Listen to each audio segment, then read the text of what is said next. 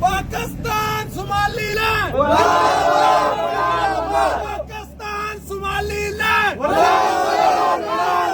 Pakistan, Somaliland. का मतलब क्या? ला इलाहा इल्लल्लाह. पाकिस्तान का मतलब क्या? ला इलाहा इल्लल्लाह. पाकिस्तान का मतलब क्या? ला इलाहा इल्लल्लाह.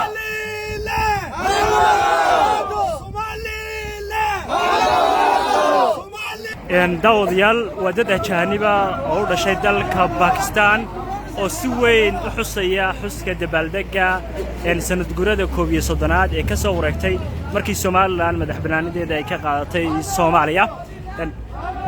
xus ballaaran ay halkan ka muujinayaan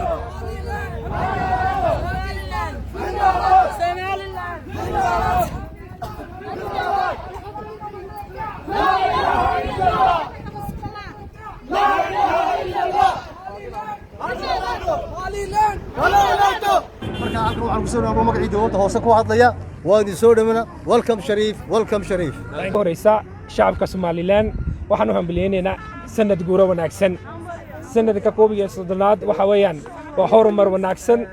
anu inta Somaliland jira 11 sano, anu inta Somaliland joogana waa 15 sano.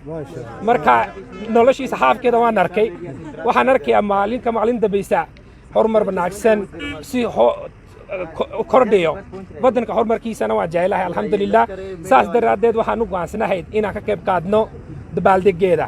saas dartiis aan soo baxnay shacabka Pakistaaniga oo dhan magaalada joogay, kuwa Boorma joogay. anu iminka maanta galinka hore Boorma ka soo baxay alxamdulillah.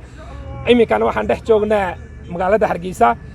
shacabka Somaliland oo dhan meel walba jooga waxaan u hambalyeynaa horumar wanaagsan oo sanado ka badan kamida ka wanaagsan insha Allah. kaarba korjina Somaliland anolaato.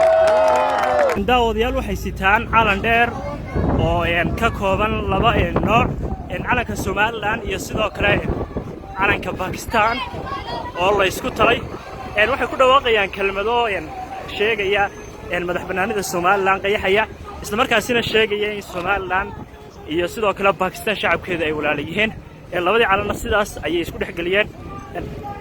waxay marayaan wadooyinka waaweyn ee magaalada Hargeysa. mas'uuliyiin hadda la kulmay oo dawladda hoose aad bay soo dhaweeyeen, waanay taageereen. shacabka laftirkooda aad bay u taageerayaan.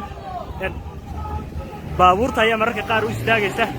aad baad u mahadsantihiin kala daawadayaal.